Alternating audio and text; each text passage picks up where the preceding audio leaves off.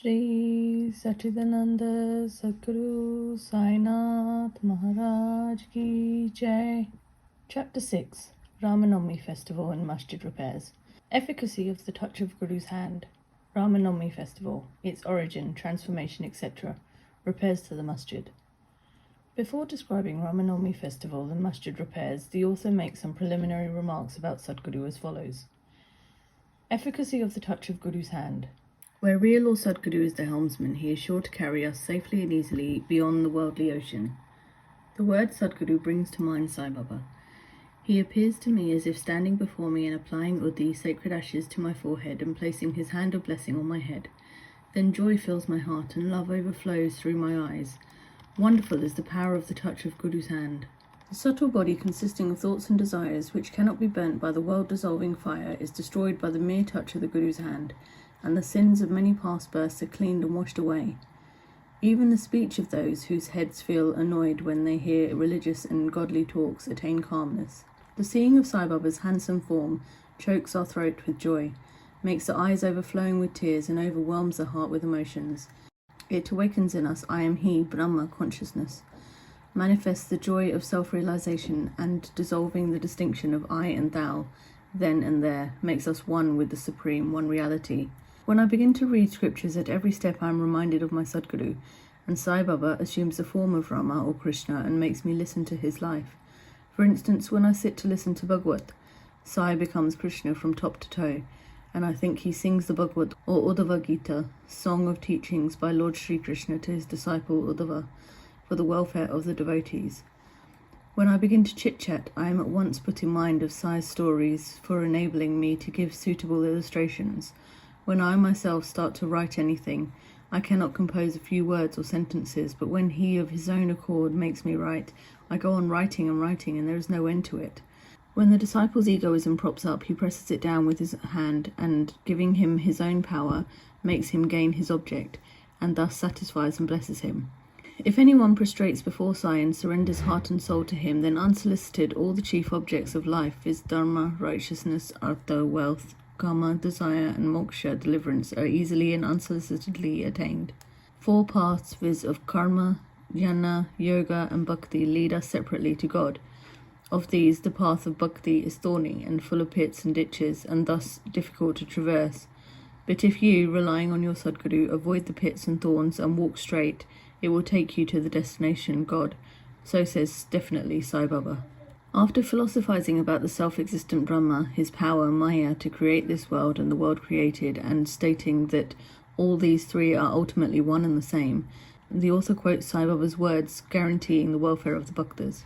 There will never be any dearth or scarcity regarding food and clothes in any devotees' homes. It is my special characteristic that I always look to and provide for the welfare of those devotees who worship me wholeheartedly with their minds ever fixed on me. Lord Krishna has also said the same in the Gita. Therefore, strive not much for food and clothes. If you want anything, beg of the Lord. Leave worldly honours. Try to get Lord's grace and blessings, and be honoured in his court. Do not be deluded by worldly honour. The form of the deity should be firmly fixed in the mind. Let all the senses and mind be ever devoted to the worship of the Lord. Let there be no attraction for any other thing. Fix the mind in remembering me always, so that it will not wander elsewhere towards body, wealth, and home. Then it will be calm, peaceful, and carefree. This is a sign of the mind being well engaged in good company. If the mind is vagrant, it cannot be called well merged. After quoting these words, the author goes on to relate the story of Ramanavami festival in Shirdi. As Ramanavami is the greatest festival celebrated at Shirdi, another fuller account, as published in Sai Leela magazine of 1925, page 197, is also referred to, and a summary of the festival as related in both these accounts is attempted here. Origin. 1. Mr. Gopal Gund was a circle inspector at Gopalgaon. He was a great devotee of Baba. He had 3 wives but had no issue. With Sai Baba's blessings, a son was born to him. In the joy that he felt regarding the event, an idea of celebrating a fair or urus occurred. Urus celebrations are made at the tombs of Muslim holy men. It is surprising that how Mr. Gund, a Hindu, got this idea. The idea of celebrating a fair or urus occurred to him in the year 1897, and he placed it for consideration before other Shirdi devotees, viz. Tatya Patil, Dadikoti Patel, and Madhavrao Deshpande Shama. They all approved of the idea and got Sai Baba's permission and blessings. Then an application for getting the collector's sanction for celebrating the Uruz was made, but as the village Kulkarni reported against holding the fair, the sanction was refused. But as Sai Baba had blessed it, they tried again and ultimately succeeded in getting the collector's sanction. Collector or district magistrate. Since he is responsible for the collection of land revenues, he is also called the collector. The day for the Uruz was fixed on the Ramanomi day, after having consultation with Sai Baba. It seems he had some end in view in this, viz. the unification of the two fairs or festivals, the Uruz and the Ramanomi, and the unification of the two communities, the Hindus and the Mohammedans. As future events showed, this end or object was achieved. Though the permission was obtained, but other difficulties cropped up. Shirdi was a village and there was scarcity of water. There were 2 wells in the village. The one in use dried up soon and the water from the second was brackish. This brackish water was turned into sweet one by Sai Baba by throwing flowers into it. The water of this well was insufficient, so Tatya Patil had to arrange to get water from a well by fixing moats, leather sacks, thereon, at a considerable distance.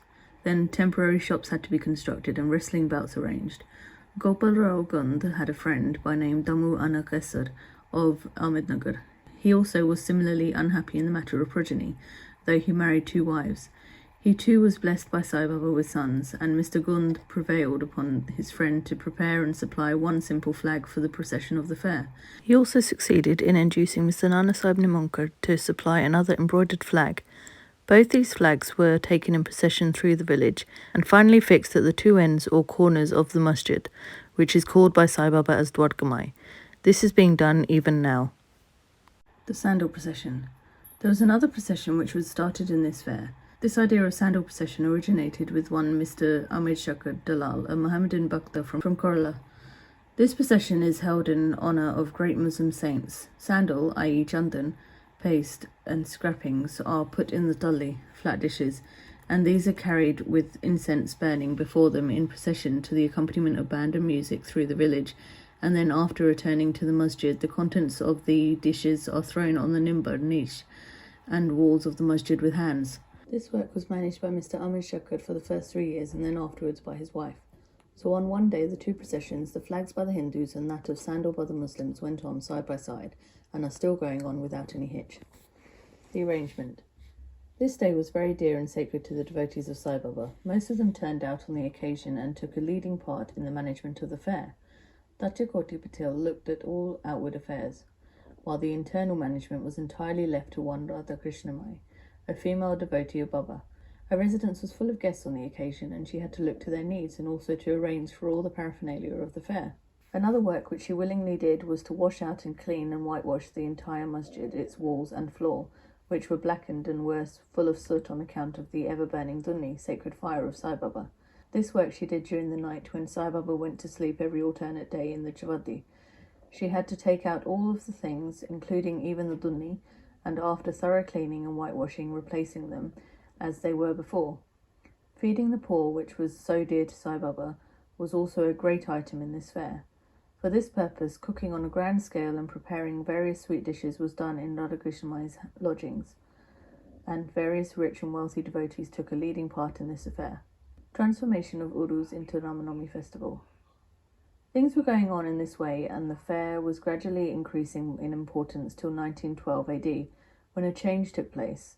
That year, one devotee, Mr. Krishnarao Jageshwar Bishma, the author of the pamphlets Sai Sabanopasanna, came for the fair with Dada Sahib Kapadi of Amravati, and was staying on the previous day in the Dixit Wada. While he was lying on the veranda, and while Mr. Lakshman Rao alias Kakamajani was going down with puja materials to the masjid, a new thought arose in his mind, and he accosted the latter thus. There is some providential arrangement in the fact that the Uruz or fair is celebrated in Shirdi on the Ramanomi day. This day is very dear to all the Hindus, then why not begin the Ramanomi festival, the celebration of the birth of Sri Rama here on this day? Kakamajani liked the idea, and it was arranged to get Baba's permission in this matter. The main difficulty was how to secure a Haridas who would perform Kirtan and sing the glories of the Lord on the occasion. But Bhishma solved the difficulty by saying that his Rama Akhyan composition on Rama's birth was ready, and he would do the Kirtan himself, while Kakamahajani should play on the harmonium. It was also arranged to get the Suntavada, ginger powder mixed with sugar, as prasad prepared by Radha Krishnamai. So they immediately went to the masjid to get Baba's permission. Baba, who knew all things and what was passing there, asked Mahajani as to what was going on in the wada. Being rather perturbed, Mahajani could not catch the purport of the question and remained silent. Then Baba asked Bhishma what he had to say. He explained the idea of celebrating Ram Navami festival and asked for Baba's permission, and Baba gladly gave it. All rejoiced and made preparations for the Jayanti festival, the birthday of Lord Rama. Next day, the masjid was decorated with buntings, etc. A cradle was supplied by Radha Krishnamai and placed in front of Baba's seat, and the proceedings started. Bhishma stood up for Kirtan and Mahajani played on the harmonium. Sai Baba sent a man to call Mahajani. He was hesitating to go, doubting whether Baba would allow the festival to go on. But when he went to Baba, the latter asked him as to what was going on and why the cradle was placed there. He answered that the Ram Navami festival had commenced and the cradle was put on for that purpose. Then Baba took a garland from the Nimbud niche and placed it around his neck and sent another garland for Bhishma. Then commenced the Kirtan. When it came to a close, pound sounds of Victory to Rama went up and Gulal red powder was thrown up all around amidst band and music. Everybody was overjoyed when suddenly roaring was heard. The red powder thrown promiscuously all around went up, somehow entered Baba's eyes. Baba got wild and began to scold and abuse loudly. People got frightened by this scene and took to their heels. Those intimate devotees who knew Baba well took these scoldings and outpourings of Baba as blessings in disguise. They thought that when Rama was born, it was proper for Baba to get wild and enraged to kill Ravana and his demons in the form of egoism and wicked thoughts, etc. Besides, they knew that whenever a new thing was undertaken at Shirdi, it was usual with Baba to get wild and angry, and so they kept quiet. Radha Krishnamai was rather afraid and thought that Baba might break her cradle, and she asked Mahajani to get the cradle back. When he went to loosen and unfasten the cradle, Baba went to him and asked him not to remove it. Then after some time, Baba became calm, and that day's program, including Mahapuja and Arti, was finished.